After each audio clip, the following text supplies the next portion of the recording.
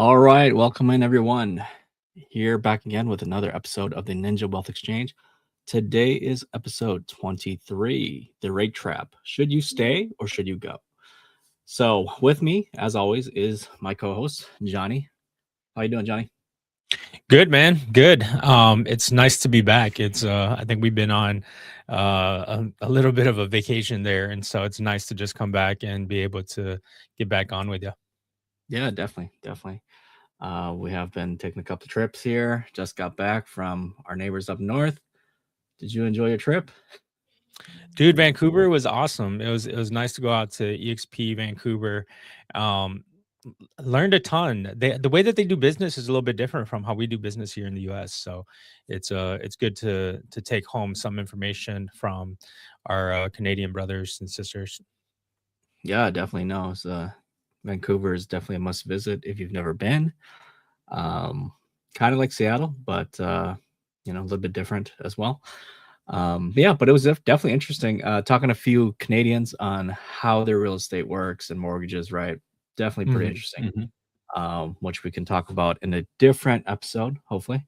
Yep. Um, but yeah, so here we are back with our topic here today. I don't know, have you been getting this question a lot from your clients as well?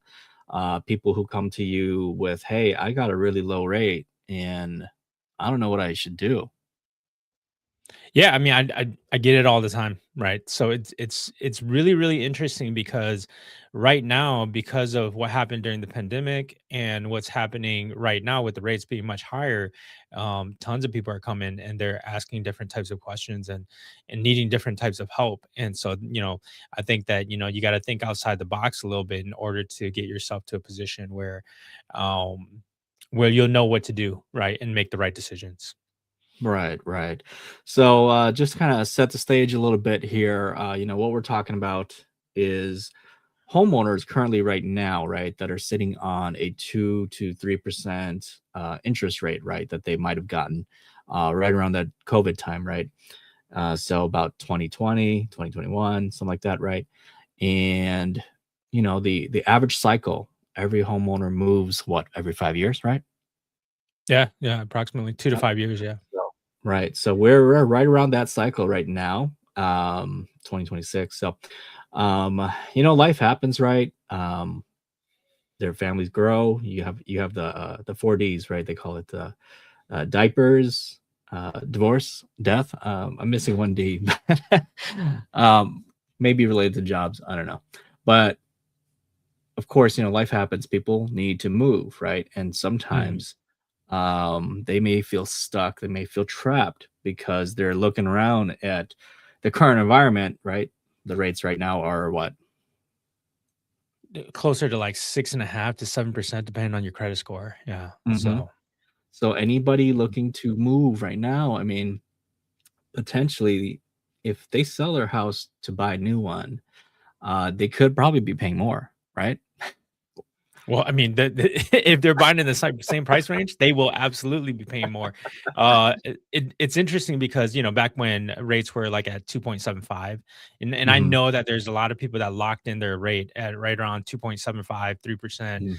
on a $400,000 loan. That payment is about approximately 1630 a month, so $1,630 a month. However, if you're looking at today's interest rates with the same loan amount, you're going to be looking at approximately about like $1,000 more. You're going to be looking at approximately $2,660 a month, right? So Wow. it's significant. It's significant. So I can see why they call it the golden handcuffs, right? Right, right. That's $1,000 more that you're currently paying right now. Yeah. Um, so very interesting dynamics, right? Hmm, hmm. With what's happening. So, and of course, in this episode, we're gonna get into what options do people have if they are in this situation right now, right? Where they need to move or they need to do something, right, to improve their living Hmm. situation.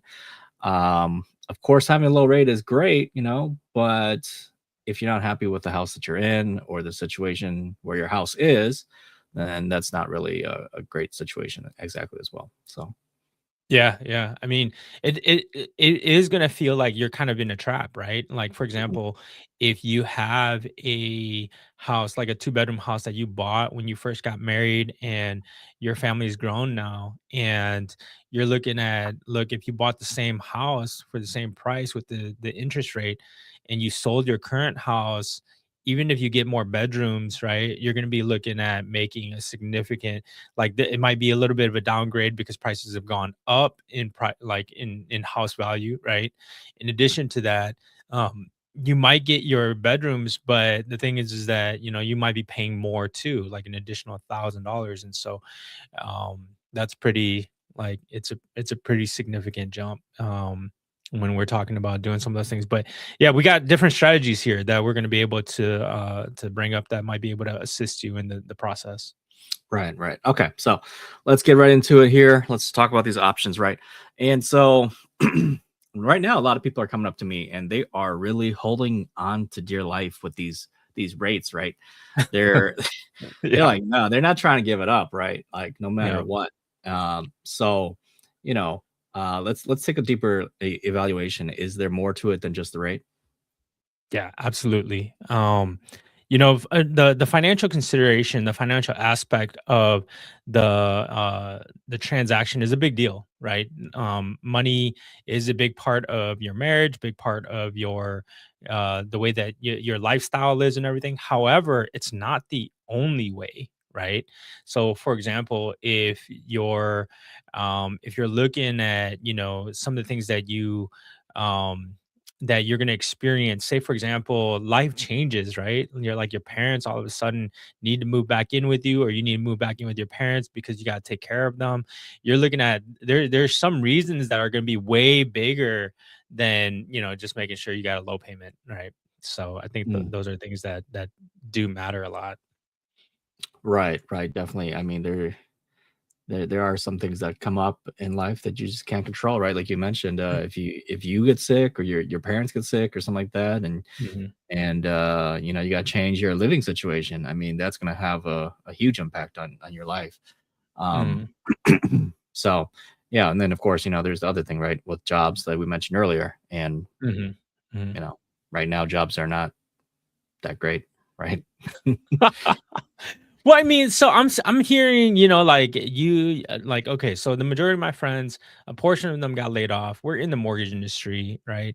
AI's technology is kicking in, and I think that they don't need as many people because the interest rate has been increasing, which means that there's less refinances as well as less purchase business out there. There's just people that are not moving, and so like that's why we're having this specific podcast. um However, there are friends that are getting an increase in pay, right?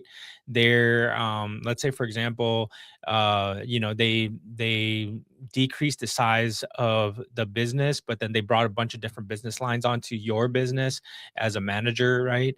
And now they're increasing your pay by about $50,000 a year. Well, if the monthly penalty that you're going to be paying is less than 50,000 a year, then you might want to consider making that move if you have to make that move for family reasons, right? Or for like, let's say for example, if you're going to be moving to it, like there are jobs right now where they're moving their managements to a whole different state. Like I know that there's a lot of California companies that are moving out of California into a different state, and if they're giving you a pay raise, right, and the home value, say for example, if you're in California, your house is $1 million, right, and you're going to move down to Texas, right? And let's say Austin, Texas, where the price points aren't as high as California. Let's say 600,000 versus $1 million. You're going to be looking at bringing over some of that equity, reducing the monthly payments by buying a lesser house, right? And so, I mean, it depends on your specific situation, right? Because everybody's situation is going to be a little bit different. However, if the annual cost, right, is less than your raise or less than the difference of the payment, it might be a good idea to go ahead and make that move, relocate, right? And I think there's a possibility that it might only cost you an additional, $12,000 a month, um, or which comes out to approximately, I don't know what is that, 12 plus. 14, 15,000, right? Might be an additional 15,000, but you get a $50,000 raise, right? Mhm, mhm. Um, it's gonna offset the expenses, and so Yeah. lifestyle is a big player. No, definitely, definitely. And of course, like you mentioned, if you're moving from a place like California, where cost of Mhm, housing can be tremendously more expensive than places like Texas or the Midwest, I mean, that alone, mhm, there's mhm. going to be a lot of savings, even with the higher interest rate, right? Um, so yeah, that's definitely a great example. Um, what about like, I mean, unfortunately there are some bad news as well as for family, right? Mhm, Like, mhm. you know, divorce is pretty common these days, unfortunately, right? Um, Yeah, and then definitely. I yeah, I think, like, if, in most cases, when a divorce happens, it's not pretty, right? And so you have to figure out a way to move out, right? And so each of you will probably be moving to a different location, and then you got to figure out what to do with the property. And oftentimes it is to sell so that you both can move on with your life. And in situations like that, I mean, if you can agree to stay together, yeah, like okay, so I'm not pro divorce, right? I'm pro staying married. But if you end up in a divorce situation, you have to sell your house. Well, that's a chapter that you have to close so that you can open up a new chapter, get your life together, and move on. And so, you shouldn't let interest rates control, like, force you to live with someone that you no longer have a good relationship with, right? So, yeah, I don't think interest rates will be a part of that discussion. um, eh, and then let's talk a little bit more deeply into families, right? Yeah, people with young uh families, especially, right? Uh, there's a lot more costs involved in that, right? So can you talk a little bit oh more of yeah. that? Well, so I mean, there's a couple of situations happening right now, right? There are like millennials, for example, like people, like I'm at the I'm like one of the oldest millennials out there, right? But I can still be kind of qualified as millennial. I'm probably like the first year of the millennials, like where it begins. Well, like now, like so I'm throwing my age out there, right? I'm 45, and there's a lot of people that are, somewhere in the 35 to 45 range who's a millennial, where they're starting to have kids, right? And you're starting to have kids, plus you have parents who are retiring, or parents who are not in a position that can take care of themselves, and so they're moving back in with you, and you got to make sure you can take care of them in those kind of situations. Like, you're going to be losing your privacy, you're going to be thinking about changing school districts, you're going to be thinking about, like, there's a billion and one things that you have to think about, and you want to make sure your kids are taken care of, meaning, like, there's some situations where you're gonna move your parents back in so they can help you watch your kids, because health, like daycare is crazy expensive. I don't know if anyone has young kids these days, but if you do, like, it's crazy expensive. And sometimes if your parents aren't making the level of income that you already pay someone, like, it's better to have grandma, in my opinion, right?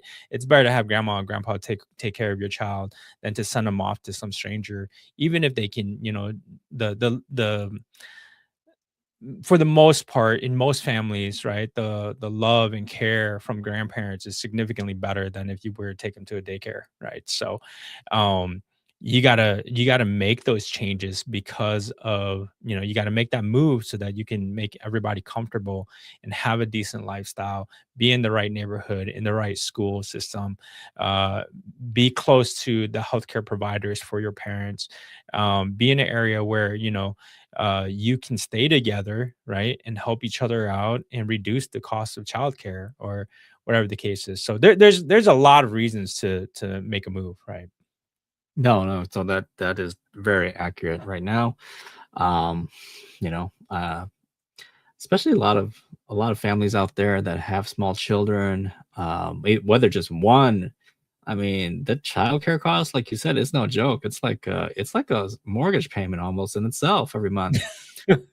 And then It's you have no, it's two, crazy right now, dude. It's yeah, crazy. and then you have two or three, and you're like, whoa, you Yeah, know. yeah. So I mean, this is a very valid discussion. I mean, it's like you have to look beyond just the mortgage, right? Mhm, And mhm, like you said, school districts too, especially when you get to that point where It may be okay right now if your kids are younger, they're not going to school yet, but once Mhm. they get to that school age, I mean, as we all know, I mean, not all school districts are created equal, right? So if you want the best education for your child, I mean, you have to most of the time move to that district, right, in order to get into it. Yeah, So yeah, so absolutely. there's definitely a lot of things besides just looking at the rate and the mortgage payments to this decision here. Um, Mhm. right. So let's talk about next the people who say, well, you know what, rates are kind of high right now. Let me just wait for them to come down, or I'll just wait it out. What could happen there? Well, so I mean, you could wait for rates to come down with the assumption that you're going to be paying a lower monthly payment because of the rate. However, um, at least where I'm at, right here in the Twin Cities, Minneapolis, St. Paul, in Minnesota, and my assumption is as well as in Milwaukee, right, in many other locations. If you waited, demand's going to go up because the thing is that once interest rate falls, let's say it falls to 5.5%, you're going to be seeing the price of homes go up because everybody who's waiting just like you is going to be jumping right into the business, right, or into purchasing a home and wanting to go ahead and do a transaction at that point in time. The I mean, I think that that's like when you want to move, you want to make sure that you get the right deal. You can always refinance, but you can't always find the right deal, especially when prices increase due to interest rates. And I don't know about you, Laura, but for me, we expect that if rates fall down to 5.5% or even under, uh, like when earlier this year rates fell below 6%, right? Mhm, And when that took place, everybody jumped back in the market, right? mhm, Right now, that because of all the different turmoils that we're going through in the current situation, rates have gone back up, and so you're seeing people pull back a little bit. But the thing is that now is usually when you jump in, right? Now is when you actually get the deals because nobody else is making the offers, and you can make offers that nobody else can make on homes and get deals that you can't get when everybody is looking at the same time you are. So, um, and you're like the thing is the like everybody's like, oh, rates are going to come down, rates are going to come down. What if they go up? Now you have now you're in a whole different situation. And so my thoughts are is that don't let the rate stop you from making a move. You still have to live your life.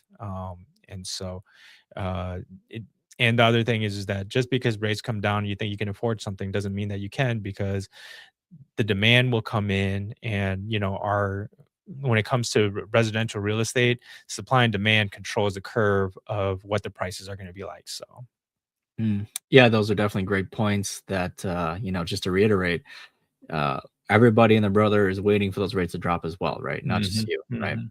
And Yeah. so everybody's gonna jump back in once they see the rates start to trend lower, which is gonna equal more competition and also drive Mhm. prices up because now Yep. people have more buying power. They have money to throw around. That means overbidding.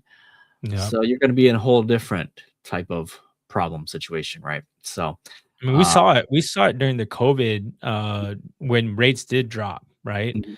Like, I don't know if you remember, but some of my clients were offering like $50,000 over asking price because the interest rate was like 2.5%.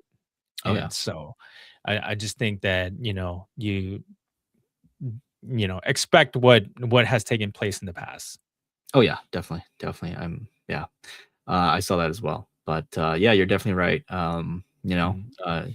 You have to live your life, and yeah, I mean, you can't really let their interest rates drive your decision whether you buy or not. Live your life, and you can always refinance it later. But you can't refinance a bad situation or a bad location. So. Right. Um, all right, so let's switch over to the person. Let's talk about the homeowner who's decided, you know what, moving is just out of the question. It doesn't make sense for their situation. What options do they have?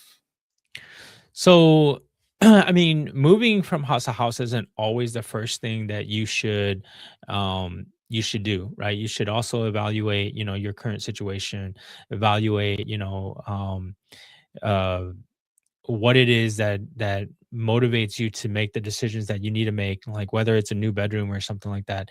There are things that you can do, like renovate, right? You can renovate your house, you can improve your house, you can, work with the house and the property you already have, and invest money into that as well, right? um so my thoughts are is that one of the options, right, is like you can finish your basement, for example, right? If you have an unfinished basement and you you slap a egress window on there and you put a bedroom downstairs, um the likelihood is that you're going to be increasing the value of your home, right, by doing that, and as well as expanding your house so that you can have more people be more comfortable, right? So Mhm. in order to fund that, we're going to be looking at different options, like different funding mechanisms, like what I would say is like a HELOC or a HELOAN. Yeah. Right, right. And why is that important that they look at a HELOC or HE loan versus just doing a cash out refinance? Well, so when you're in a HELOC or a HELOAN, right, you're taking out a brand new loan. So it's not like your current interest rate changes, right? So if you have a 2.7% interest rate on your first mortgage and you Mhm, don't want that to change, you don't have to do a cash out refinance, because if you do a cash out refinance, you're gonna be taking out money as well as changing the actual rate of the current principal balance of the loan that you currently have out there. mhm, However, if you take a HELOC or HE loan, then and HELOC meaning home equity line of credit, or HE loan meaning home equity loan, then you're taking just the equity portion, and mhm, the new financing and the new interest rate is going to be just on that new portion that you take out. So, like in the recent years, home values have increased dramatically. So most Americans who have bought a home within the last 5 years, right, or 5 years or prior, they mhm. have equity. So they have money that they can tap into if they, have the right debt to income ratios and so on. So when you look at that, um, you don't have to change your original loan. You can just grab a new term on the new portion that you actually use. Got it, got it. So yeah, I mean that's a great point, especially for homeowners that are not interested in giving up their current mortgage with the super low interest rate that we're never going to see again. Um, Allows them to capitalize on their equity in their home to Mhm. renovate, to get that extra bedroom, get that extra bathroom. Mhm. Depending on the city you're in, you could also build a accessory dwelling unit, right? A ADU. Yeah, yeah. So more recently, ADUs have become pretty popular, right? And so ADU meaning accessory dwelling unit. So it's basically a separate dwelling unit or a living unit that is on your property, meaning on the land that you currently own. So it Mhm, could be like another one bedroom, one bath unit that you build over your garage, right? mhm, And so if you're able to do something like that, you could uh, of course, contact your city and contact all the local authorities to make sure that the zoning is correct and you can actually do it, because not every city allows it. But I know here in St. Paul, they've come to allow it, and people are building homes on top of their garage so that they can have a mother-in-law suite so that mhm, their mom can come and live in there. And then what happens is, when they need that childcare, the mom just comes over, in the morning and takes care of the kids, make sure they go to school, as well as make sure to take care of the little ones while you go out and you work, right? So ADUs are great for that. In addition to that, if you build out an ADU, right, you could mhm. also generate more income too. So it's a I think it's a win-win if you can build something like ADU. Yeah, yeah, there you go. So, I mean, even if you don't need the extra space, but you're a savvy homeowner, investor, right? Hmm. Um, you have the equity and you want to add more value to your home. Why not take the equity out to build an ADU? Now you can have a potential rental property, whether you do a long term rental or maybe if you're in a great location, you can do an Airbnb, right? Hmm. So Hmm. there's, sometimes it'll be empty, sometimes it'll be occupied, but it gives you options, right, to generate extra income. Yeah, in addition to that, it increases the value of your property, right? Oh, for sure. So, I think it's a great thing. Yeah, yeah, definitely, definitely. So yeah, yeah, and then of course, the landlord thing, right? Mhm. Is it really for everybody? So, okay, so this is my honest opinion. I Mhm. think everybody should try it once. Right? I think you should try it, but it is not for everybody, right? If you already know that you don't like to manage people or Mhm. manage their monthly payments, right? Or their finances, like, because sometimes you have to be like, "Hey, you're late, you gotta make the payments." Mhm. Um, it's probably not for you. But if it so happens that, you don't mind doing that, you don't mind collecting rent, you don't mind doing analysis on the person who the tenant that's going to be coming in, making sure, they have decent credit, and their income is sufficient. Um, then you would do that with the current home that you have, keep your current home, have income coming in because you're renting out your home, and then when you go buy the new one, it doesn't hurt so much, right? Because you still have your mortgage that's 2.75% plus the new one, and the income from the current one is paying for the new one, right? So, Mhm. I think that's also a great way to start, investing. A lot of people talk about, like the Burr method. They talk House about hacking. flipping houses and stuff, right? Yeah. But yeah, house hacking and everything. But I think that most landlords actually come from situations where they bought a house and they didn't want to get rid of it because it still was a really, really good house. And so they decided to start renting it when they went to go buy the new one. And it just so happens they became a landlord because of that. And over the years, they build a large portfolio off of that. So I Yeah. think it's pretty Yeah. cool. The accidental landlord, we call it. Mhm, mhm, Yeah, no, I mean, that's definitely not a bad way to get started to build your portfolio, right? mhm, Especially, we look at it this way, right? If you take out the equity you have, and let's say you have tons of equity, that'll cover the construction costs for your ADU. Now you can rent out that ADU to generate some income, and hopefully that'll cover a good portion of your current mortgage, mhm. plus whatever you borrowed out. And then potentially it opens up the door for you to also move out to get another property where now you can rent out after you leave, you can rent out your first property, right? That has Mhm. that super low interest rate. And then both of those properties are generating income, which will Yep. hopefully pay your new mortgage on your new place. And so now you could potentially be, living pretty good, right? No. No, So absolutely. we got some strategies here for you guys. Mm. So, for the people out there who are interested in tapping into their HELOC or HE loan, let's get into a little bit more detail about that. Um, what exactly is a HELOC? It's different than a fixed rate mortgage, correct? Yeah, absolutely. So a HELOC is definitely different. It's a line of credit, right? Which means you can use it similar to that of a credit card, right? You can write a check. I mean, even some of them comes with an actual card that you can actually swipe, right? So it just depends on who you go with, but um, it's a line of credit. The average, I think, transaction period for HELOC is about 10 years, right? The Where you can use and reuse and pay off and reuse, of course, right? Mhm. It's approximately 10 years. Like there's some that are only 3, some are only 5. Most of them are about 10 years. And then after the 10 years, what happens is the loan actually becomes rate term loan. Before that, it is a variable rate, right? So the rates will fluctuate based on the market.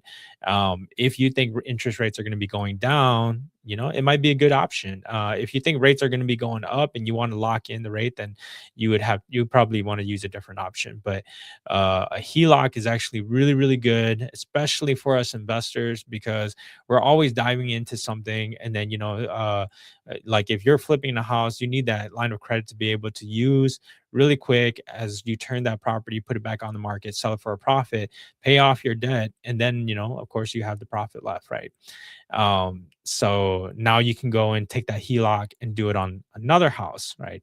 So it's really nice. Plus, like a lot of my clients that are Airbnb guys, they do the same thing, right? So as you know, Airbnb makes more or if you run it right and if you're in the right place and you pick, the right location and you make a really good profit. Let's say, for example, instead of making like on a traditional rental, you might make somewhere between 12 to 20,000 in profit, right? Where Mm, you could probably double that on an Airbnb and say if you're able to double that, people are actually using that money, the difference to pay off their HELOCs, right? So they use HELOCs going in for their down mm, payment, assuming your debt to income ratios are good. So of course you got to talk to your mortgage experts, right? Um, so they'll use the HELOC for the Airbnb, take the money that they make from the Airbnb to pay off the HELOC so they can turn around and get another Airbnb and do the same thing, right? So there's a lot of different strategies that you can use with the HELOC, and the HELOC is actually super beneficial over the time period that you have it. Which they are 30-year terms, but the first 10 years is your flexible years, and then the after the 10 years, you're going to be looking at a fully amortized loan, unless you refinance it into another HELOC, right? So mm. Yep, yep. I just refinanced somebody else's HELOC with a new HELOC. nice, nice, Um, nice. all right, so let's talk about minimum payments. What's Mhm. the minimum payments on HELOCs that you see? So every lender is a little bit different, but oftentimes it's an interest only payment, right? Mm, So you're going to be seeing a lesser payment on that. Of course, it's going to be based on your interest rate. So if you have a higher interest rate, you're going to be paying more, but you're going to be paying an interest only, and so it's going to be less because you're not paying that principal amount. mhm, Might be $200-300 less. It just depends on the loan amount that you have as well. But I think that it's really nice to be able to pay interest only and then pay the principal. Like, let's say, for example, at the end of the year, when you've calculated everything out and you got a little extra money and you want to pay it off, you mhm. can, right? Right, right. So, like, another, interesting thing with HELOCs, right, is that, they're always calculating the payments based on the current balance, correct? Mhm, mhm. Yeah, so there's a strategy out there that people actually use their HELOCs as their primary mortgage. And so, of course, you got to put more money in than you're taking out, but they use it as their checking account, right? And so their income automatically goes in, pays it off. So you're not paying interest on the amount that you've paid off. And then you get like a month's worth of cushion as you use the account again. Um, to reduce the amount of interest that you're actually paying, and they're paying their house off in like 15 years or less, Mm, which is really really cool. I mean, I think that yeah, you can always make extra payments on your house and reduce it as well, but it doesn't you don't have that flexibility with a full term mortgage because once you pay it off, you can't use that money anymore. It's gone, right? um, or alright, pay it down, right? yeah. But on a HELOC, you can actually re-extend it, so it's Mm. really nice. So that's a very interesting strategy, which probably could be an entire episode in itself. Yeah. We'll Yeah. do that one next time, at a Yeah. future date. Yeah. Let's touch on HE loans real quick. So how is a HE loan different? So a HE loan is actually a term loan, right? So a HE loan is actually a loan where there's a set term, so a set number of years that you have to pay it off by, a set interest rate that you're gonna get, right? And Mhm. so you're gonna have a set monthly payment as well, and it's usually includes a principal payment. It's not an interest only type payment Okay. or a balloon type where at the end of the term you have to pay the full amount, right? So Mhm. most of the times it's just like your first mortgage, but it's in addition to your first mortgage, which means you don't have to change the interest rate on your first mortgage to obtain it. Uh, but you can get a second loan, and those are really really nice because if you want a specific rate, if you think rates are going to continue to go up, then and you get a HE loan, then the likely chances is that your monthly payment's not going to change much, right? Whereas Okay. if you got a HELOC, a Mhm. line of credit, it's a variable rate for the first 10 years, right? So Got it. Got it. Okay. So those are some very good points. Let's talk about loan amounts now. Um, how much can people take out? so each program is a bit different. So, like for example, if you're going to be doing a primary home, Mhm. it could be anywhere from 75% loan to value all the way to like 90% loan to value. And Mm. if you get lucky and you find one of those random little credit unions out there, you might even be able to get 100%. But as far as Yeah. I'm aware, they don't exist anymore. But like they might bring them back. I don't know. Like, Yeah, yeah. I mean, I remember back before COVID, there was a local bank by me that was giving out 110%. yeah, yeah. I mean, Uh, yeah. I don't recommend that, but I mean, they do exist, right? I think 100% is pretty good. 110%, look, if you are good at making money, fine, right? Yeah. You can turn that around and make income from it, fine. But Well, if you have trouble balancing your checkbook, I'd probably stay away from that one. okay, okay. So, along with the loan amounts, right? How is that loan amount calculated? So you mentioned, 75 to 90% uh of the loan to value, right? But Yeah, yeah, yeah. a bit different. Well, the first one and the first mortgage is already in place. So how does that factor in? So you have to add that in, right, to the loan to value. They Mhm, call it the cumulative loan to value or CLTV. mhm. Say your house is worth $500,000 and you can take out 85%, right? Okay. So 85% of that is $425,000, Mhm. right? And let's say you owe 280,000, you would have to subtract that from the 425, which means that you only have 145,000 in equity. However, $145,000 is a really good down payment on another house or sufficient funds for you to be able to do some rehabs, right? So, but the thing is that your original mortgage doesn't change. It's just a new amount that you get to take out. Nice, nice. So hopefully that helps people to kind of get that math to understand and how that works. Let's talk about rates for both of these products. It might shock people a little bit. So let's talk about that. Yeah. What is So the interest rates are the on these are going to be higher, right? So Mhm. don't assume that you're going to go in and you're going to get the 6.5% that everybody's getting on their first mortgages, or if they're a Mhm. first time home buyer, they're receiving, right? You're going to be looking at somewhere between, I think the last one I did was like 8%, right? So Okay, that's really good. uh, yeah, yeah, it's still pretty good, but I That's mean, good. it can be anywhere between 8% and like 13%. So it's Mm, gonna depend on your credit score. Like most lenders is gonna ask for a credit score above 680, mm. but it's gonna depend on your credit score as well as your debt to income ratio, as well as the LTV, and there's a lot of different guidelines around it. But I think if you have equity, it doesn't hurt to talk to a loan officer about it and find out if you need to make that change, right? Right, right. Um, and definitely, like you said, don't expect to get the same rates that you're seeing for normal home buyers, right? Mhm. On these products, because a lot of the risk is that these are second lien position, right? So meaning that Mhm. if you ever stop paying your house, your current first place mortgage gets gets paid first, right? So Yeah. whoever's in second lien position, the HELOC owner, the HELOAN owner, they get whatever's left over, if there's anything left over, Mhm. right? So that interest rate is going to be higher, and I've seen sticker shock from some clients where I gave them the HELOC rate, and they're like, "Whoa, whoa, whoa, whoa, that's way too high." So Yeah, then the question is, do you wanna do a cash out refinance and get out of that 2.5%? correct, correct, right, right. That's the trade off. That's a trade off. Yeah. Um, but there's a balance, right? So there's a balance between that two high 3%, and then right now, I mean, the rates are about 6.5, and then you have your HELOCs and HELOANs sitting at about 9ish, right? So Mhm. if Mhm. you average it, I mean, right now, I mean, if you did a cash out refi, you'd be right in the middle, like around a 6, right? Mhm. Mhm. If you have the proper credit, things like that. Right. So you kind of have to evaluate, like, maybe that blended 6 average could work, right? Versus paying 2 mortgages, you just pay 1 at 6%, right? Um, Mhm. so you have to run the numbers is what we're trying to say, right? Absolutely. or Right. know someone that will do it for you. Yeah, yeah, for sure, for sure. All right. So we talked about rates, how to qualify, things like that.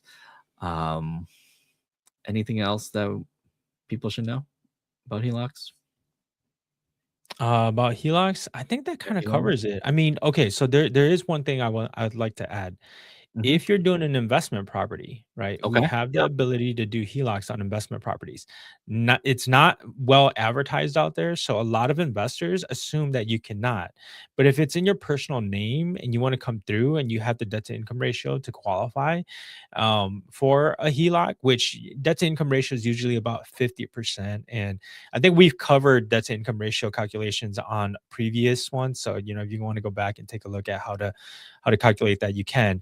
But the thing is that if your debt to income ratio works, we can do up to 75% loan to value on investment properties. So if you have, let's say, for example, in the last 5 years, you bought five different investment properties and you're thinking, I want to buy some more investment properties, right? Before the interest rates come down and then I'll refinance them later. You can go out and get a home equity loan, right? And then you can use those home equity loans from the investment properties. And usually the investment properties, my hopes is that in the last 5 years, rates for um leases has gone up, right? Rental rates have gone up. And so if they've gone up, then you can cover more. So as long as it covers itself, right? That's usually kind of what I tell my investment clients, is that as long as the monthly payment covers itself, then it gives you a little bit of wiggle room so that you can go ahead and use that money from the HELOC to be able to purchase a new property that will produce income, right? And your net profit has to be good, right? So when you're gonna go buy a new one, make sure, like the old one, if it can pay for itself, the new one has to make a profit, a net profit. Like my recommendation is, somewhere between 200 to $500 per door, right? So Mhm. that's just a thought out there. I just want to make sure I put that out there so that the investors that are listening to this actually knows that they can actually take out a home equity loan on their investment properties as well. Yeah, yeah, no, that's a very important point. I mean, quite honestly, I think that's just a more of a more recent lenders are offering that, right? Hmm, hmm. Couple years ago, I mean, everybody I was No one asking, did it. no one did HELOCs on investment properties that you don't live in, right? Uh, Right. if you own or occupy like a duplex, it's still considered your primary residence, right? So you could do it, Mhm, right? mhm. But yeah, no, I have a number of lenders available as well. I have one that it's actually they can actually do a HELOC on if you hold it in an LLC versus a personal name. Oh, Uh, nice, yeah, nice. yeah. So that's available. And then the other day, someone was asking me like, "Hey, can I do a HELOC on a bunch of properties that are inside a portfolio?" And I did some digging, and apparently you can you can pull HELOCs on properties that are within a portfolio loan. So I thought that was pretty cool. Like, wow, pretty surprising. You're gonna have to fill me in on that one because that's news to me. I've never heard of that one before, but I have to Yeah. believe that the products are out there. Yeah. Yeah, right, right. Yeah. Nowadays with all these non-QM products, I mean, of course, the rates may not be as attractive, but for most Mhm, people, mhm, but the options are out there, right? Especially if you've got a ton of equity gain and you got plans to make more money. mhm, So mhm, all right. So we covered, you know, for people who want to stay, right? They mhm. can't, moving is not an option. Now let's talk about people who like, hey, you know what? I'm ready to move. Um, Obviously the traditional route is they just sell their house, right? Take their gains and they go buy a new house, right? Um, and then you talked about the HELOC thing. I mean, obviously, if you have a HELOC and you have equity, you can also use that to use as a down payment on your new property. Mhm, mhm, Mhm. And then we talked a little bit about being an investor, going the investor route, right? mhm, Keep the house, right? Keep that low mortgage, turn it into a investment property, a rental, Airbnb, whatever you want to do, mhm. right? Yep. Um, can you talk a little bit about that as far as how does the taxes work if they ever decide to sell after you do that, like capital gains? So I think from a capital gains, and I'm not a CPA or a tax advisor, right? But from what I do know is that, like if you've spent the last like I think 2 to 3 years in the property in the last 5 years, right? And you sell it, you don't actually get charged the capital gains as if it's an investment property. However, after that, right? Um, if you haven't stayed in the like, let's say if you've never stayed in the house, right? Or let's say you stayed in it 10 years ago and you've been renting it out since, you're going to be charged capital gains on it just like how it was if you bought it as an investment property. So I can't get into the percentages because everybody's, tax percentage is going to be different, but you will be paying for capital gains if it turns into an investment property. So my recommendation is, you could move back into the house for a few years. But if you decide you don't want to do something like that, then you're just going to have to take the hit, right? Unless you want to do what's called a 1031 exchange and purchase something bigger, right? Right, and we have another episode where we talked about 1031 exchange, right? Mm-hmm, So if mm-hmm. you want to learn about that, go give that one a watch. Yep. But yeah, definitely you want to talk to your CPA about capital gains. That might be something that influences your decision whether you want to keep it and then rent it out. Um, Mm-hmm. we did have another investor on our podcast that talked about he was renting it for a long, long time, number of years, and he might be moving back into his property so that he can Mm-hmm. get ready to sell it. All right, so he can avoid the capital gains. So Yep. that's pretty interesting.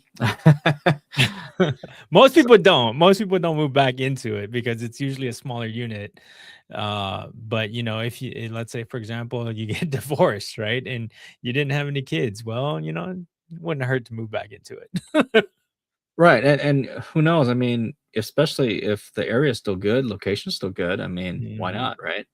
mhm, So mhm, I mean, that's one of the perks of buying a property and just holding on it to it, right? You never know what's going to happen as far as appreciation goes and gentrification and all these all these good things that could happen. Of course, the opposite could happen as well. mhm, So, all right, so let's shift some gears here a little bit to like a lightning round of questions for you, just to ask you some questions that some of our potential listeners might have here. So, first question here. Um, if they're a person, I think we kind of addressed this a little bit already, but what mhm. if the rates dropped to 5.5% in the next year or two? Should they wait or should they make the move now? Yeah, my opinion on this is, dude, if you find that house or if you find that property that you want and it's at a good price, I think you should just jump on it because you can't we can't control the rates. We don't know where they're going to go. We don't I mean, you might be able to say, we've been watching interest rates and the feds have said this and that, but even the feds don't know, right? Like they didn't expect interest rates to jump up this year. We went from 6% to 6.5, right? No one expected that. And so you just don't know. So I think that if you need to make a life change, right, because of your life scenario, and it's going to be better for you, your family, those that are close around you, your friends, um, from a lifestyle perspective, and you can afford it, go ahead and just make the change. Make the change, and later on, when rates are a little bit better, you can refinance. If rates never get better, at least you fixed like you put a fix on it, and you're good to go. Now, if you don't think you're going to stay there very long, well, lenders have different options, right? So what I mean by that is that, both Laura and I are loan originators, right? And being loan originators, we know that, hey, if I have a client, he's moved here, every 5 years he moves because his employer needs him to move. Say, for example, they're in the military, right? We're not going to put him into like, and every time he wants to sell the house, right? We're not going to put him into a fixed 30 year. We're going to put him into some kind of an arm loan, maybe a 10-year arm, maybe a 7-year arm, where, they have a fixed portion and then the interest rate is going to be cheaper for them. There's a bunch of different options. And I think that, you should just go ahead and make the decision and make it happen before interest rates do drop and the cost of you know homes just increase dramatically where you get what is it, locked in where you can't even buy a house anymore, right? Mhm. So I think that if you can jump in now, and there's a lot of different down payment assistance programs out there right now. So you can sometimes you can get in with just putting $1,000 down on the house. And if you're a VA person, right? So like I've done clients where if you're a veteran, and you have your DD 214 and it says that you're eligible for the certificate of eligibility, where you can get a house and the VA is gonna insure it, you can get 100% financing, which means that if you can negotiate the sellers to pay for your closing costs, you might come in with nothing. You might even receive cash at closing, right? Like, for all we know. So there's a lot of Right. different things that you should look at. Right, right. So, yeah, just to kind of recap, like instead of just putting your life on hold, Mhm, watching the outcome of all the Fed meetings and trying to guess where interest rates are going to go, go ahead if you can afford it, right? Pull the trigger, make the decision, and live your life, right? If rates go down, refi. If they go up, well, at least you got in a good rate position. And of course, now you're also benefiting in the appreciation factor, right? mhm, Versus mhm, just staying in a holding pattern and not benefiting from future appreciation, right? Like you said, mhm, you could get outpriced later, right? Um, People always talk about, hey, our rate's going to go down, but then the question that not a lot of people ask is, hey, do you think prices are going to go down? mhm. What do you think about what's the likelihood of prices going down? You know, a lot has to happen for prices to go down, and my expectation is that in the next, like, 10 years, we're just gonna see Hmm. prices go up, and, like, um, I just right now, my crystal ball, right, which is, Fugazi is made up, right? So, my crystal ball says that, we're not gonna see it anytime soon, that home prices are gonna continue to increase.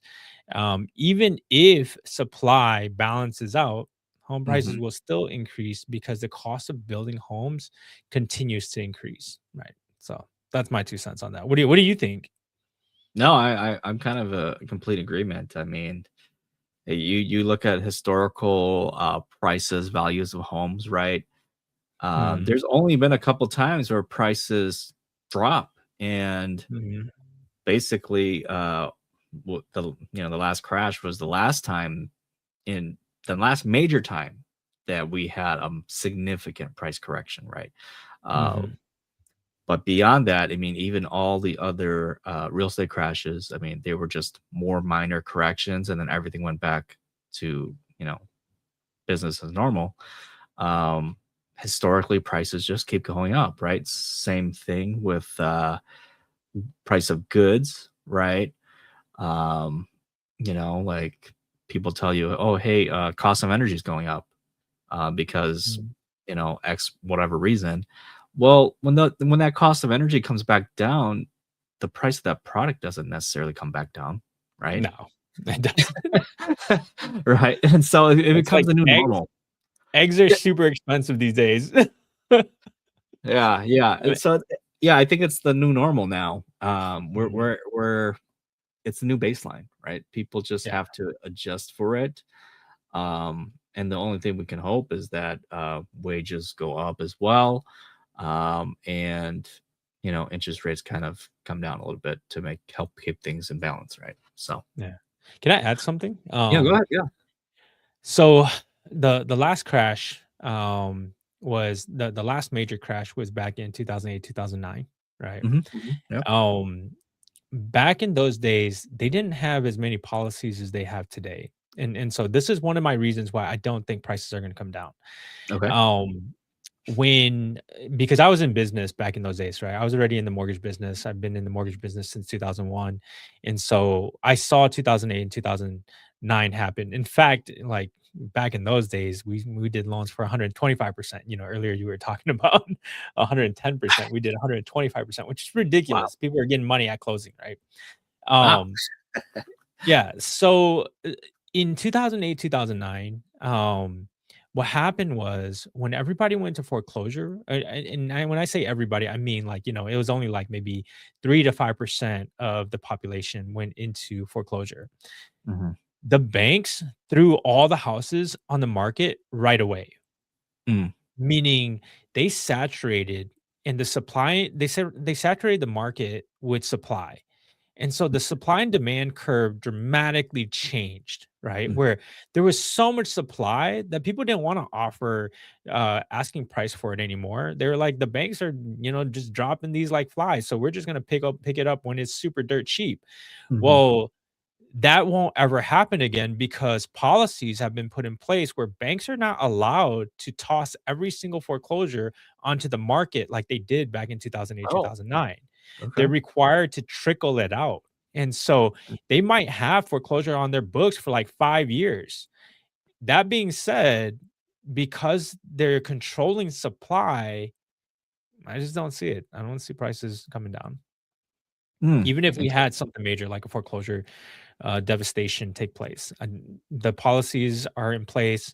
The lending became more strict, which means people had to put more money down, as well as Mhm. people had to qualify better. Back in the days, you used to do like 55% debt to income ratio, Wow. which I feel like we're kind of moving towards that direction again because prices of homes just gone so high. But the Yeah. honest truth is that there's better policies out there that's protecting us from another major crash in real estate. So, Right, right. Well, it's just, kinda interesting, right? So all these, tighter restrictions came about because of the crash, these, the mhm, SAFE mhm. exam, the MLO, all these licenses that we need now. Yep, Um, yep. all that came about because of the crash and the lending practices before. Mhm, Um, and but then recently, in the recent months, right, the administration, uh, wanted, you know, the what is it? The requirements, the borrowing requirements to be loosened up a little bit. dude, we used to call it courageous underwriting back in the days. Can you Courageous imagine underwriting. that courageous underwriting? That's I don't Interesting. know. Like Interesting. underwriting should be underwriting. There's a reason. There's a reason behind it. Yeah, yeah. No, I mean, nowadays it is pretty tough for borrowers to qualify. Mhm, And not only just the qualification financial portion, underwriting portion, but even insurance, right? Insurance is crazy mhm. these days. It Um, is. It is. with their conditions they require for roofs, right? And Mhm. it's yeah, it's kind of crazy. Um, all right, let's move on to our next question. Yeah, yeah. Uh, all right, so here, potential client asks, hey, my house is appreciated 200,000, right? Since I have $200,000 in equity, right? Since I bought it in 2020, right? Mhm. Um, how do I leverage this so I can move? So there's two ways you can leverage it, right? One, you can tap into a home equity or a home equity line of credit or home equity loan, right? HELOC or HELOan, and you can use that money to go buy the new house and then sell the house later, or rent it out, or you could go ahead and sell the house. And because you have like $200,000 in equity, you're actually like, if you use all of that for your down payment, you're actually going to reduce your monthly payment significantly. And so the bigger the down payment, the lower the monthly payment is going to be. And Mhm. so that will be a significant help towards your next purchase. Okay. Yep, definitely. So that's definitely gonna help. Um, next question. Mhm. So if you are a current homeowner, right, and you're lucky enough to have one of these loans that can be assumed, so assumable mortgage, can they leverage this when they sell it?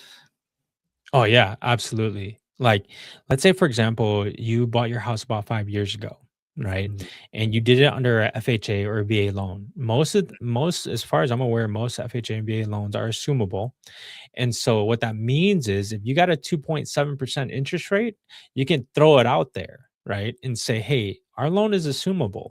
And so when the realtors get involved, they can be like, hey, their loan is assumable. If you want the 2.5% or 2.5, 2.75%, that low rate, that low interest rate that they currently have, then as long as you qualify under the FHA VA assumable transaction, so you have to actually reach back out, to the lender and find out if you qualify. If you qualify, you can just take over that loan. Now, I mhm, think the only difficulty or challenge in that is that you will have to pay for the difference, right? Say, for Correct. example, if the house is, for easy numbers, if the house is 200,000 and they only owe 100,000, you're going to be coming in with that down payment of 100,000. But if they've only bought it in the last 5 years, the likelihood is that if the home values haven't increased dramatically in that location and it's kind of stable, you may only have to come in with 30,000, right? Or even less. So it depends on the situation. And my thoughts are is that if you can get a 2.5%, 2.75% interest rate, dude, like you can't get that now if you come to one of us to try to do a new loan, but you can do it by assuming a loan, right? Got it. Yep. Yep. And how does somebody go about finding these listings that have assumable loans? Well, so there's websites out there nowadays, right? Like Assume List is one of those websites that you can go on to and find out where there are some assumable loans.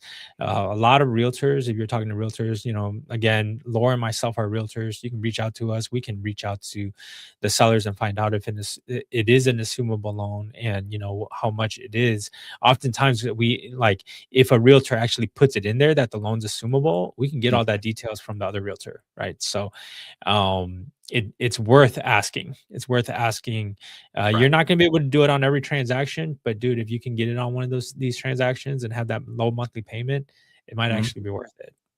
Yeah, yeah, definitely. So if you are a licensed real estate agent out there and you're talking to sellers, I mean, it's definitely a good question to ask them. Hey, do you have an FHA loan or a VA loan? Right. Hmm. So Hmm. be something that you can help to market and help your seller to move their home faster and, potentially get them even more money. Right. So, Hmm.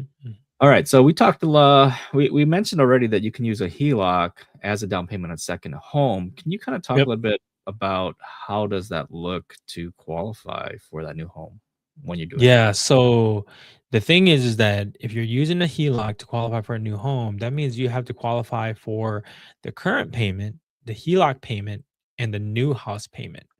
And so you're going to be looking at making sure the debt to income ratio is going to qualify with all of these different debts under you. I mean, like even if you're going to rent it, right? We can, include the rent.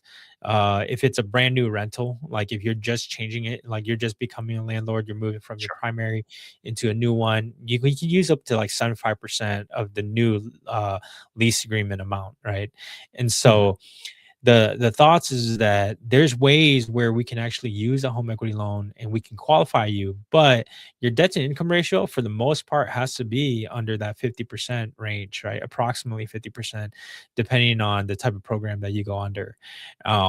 So of course you want to make sure you have that conversation with your loan originator, um, and go over the different plans that you have so that they can run the numbers for you and make sure you actually qualify. Right, right. Okay.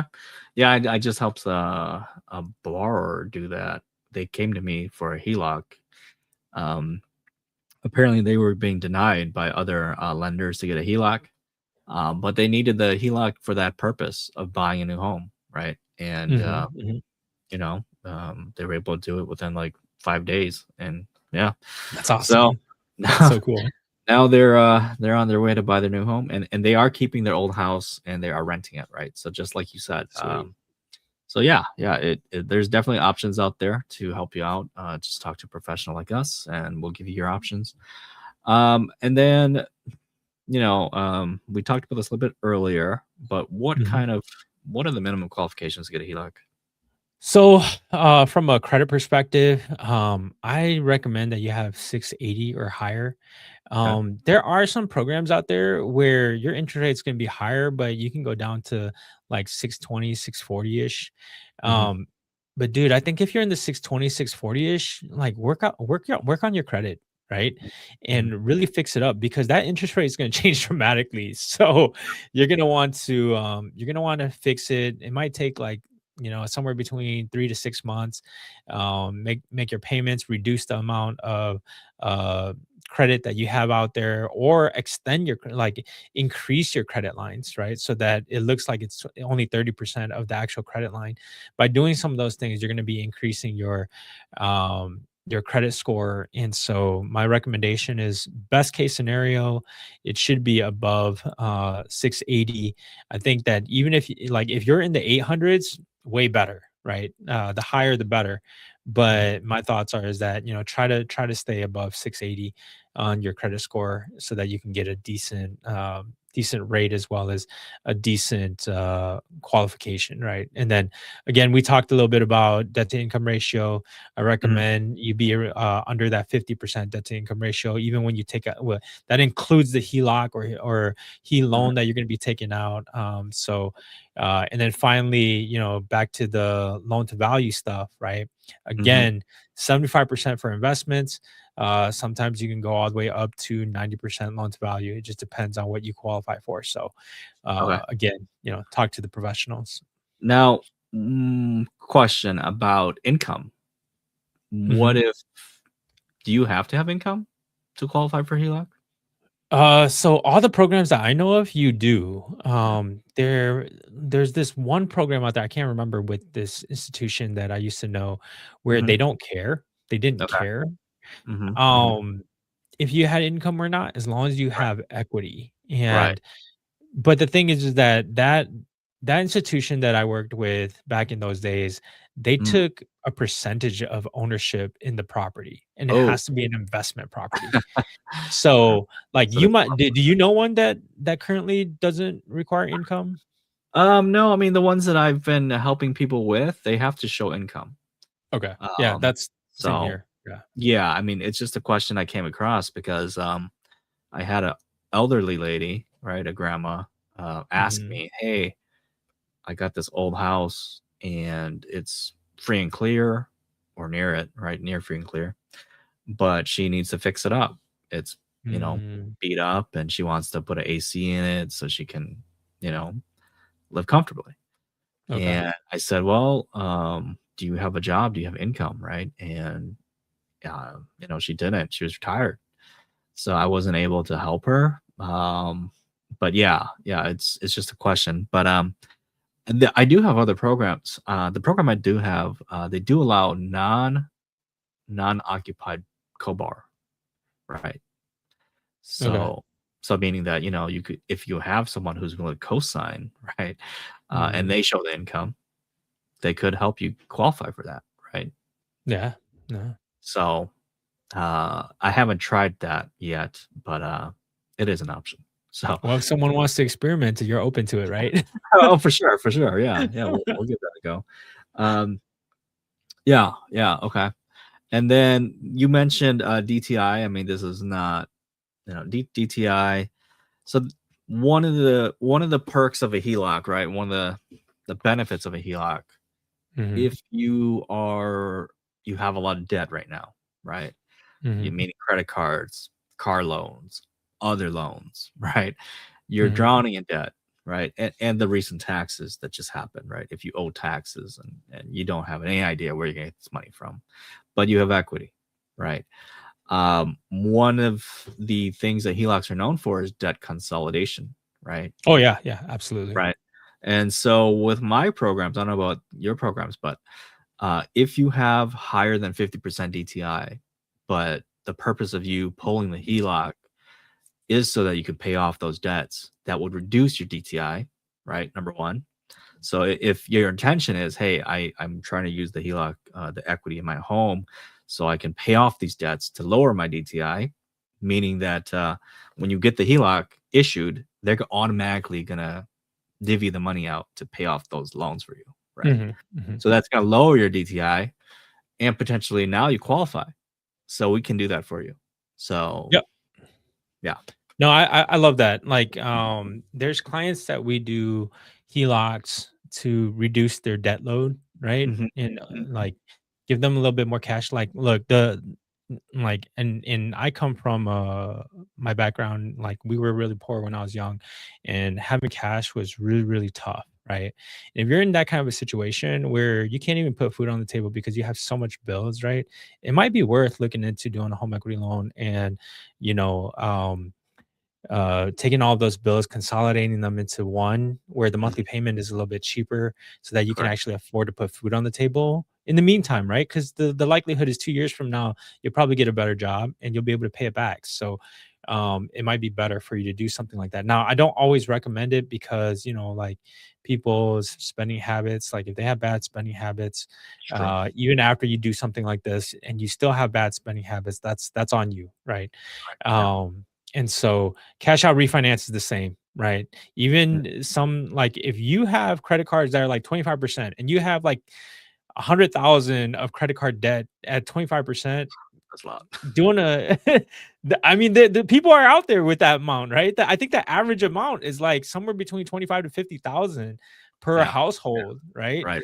And Right. so if you're in the $100,000 range, come over, like, and you have equity in your home, you better just, give us a call. Oh We'll yeah, work yeah, with you for guys sure. and figure something out. Trading trading at 25%, 30% credit card for 9% all day, Yeah. right?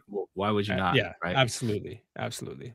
Yeah, yeah. So I mean, HELOCs can help you out if you can qualify, right? So Mhm, definitely mhm. do it if you can. It's probably better than just throwing away your house to foreclosure, or you know, of course you could sell it, but then you're probably gonna go end up renting or something like that, right? So, Mhm, mhm. uh, but yeah, yeah, just wanted to share that information that yeah, HELOCs can help you out a number of ways. So, um, all right. So, any final thoughts towards our main topic of the video here? The people out there with these low interest rates that are, they feel trapped. They can't move anywhere. Any final thoughts on that you want to share? No, I think, so like the whole golden handcuffs things, right? Everyone's situation is going to be a little bit different. Hmm. And that being said, like I think Laura and I both, we consult with our clients all the time. If you're in, the Minnesota area for me, or in the Florida area, reach out.